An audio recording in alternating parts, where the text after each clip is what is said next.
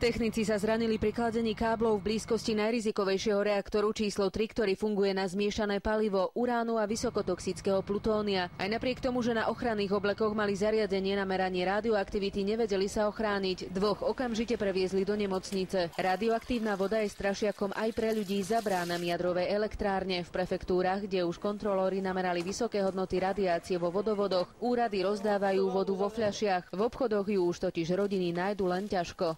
Vodou z vodovodu sme doteraz umývali fľašku, z ktorej naše dieťa pije. Teraz použijeme inú vodu. Asi prestanem kojiť a radšej zmiešam prášok s touto vodou. Čo ak je aj v mojom mlieku radiácia?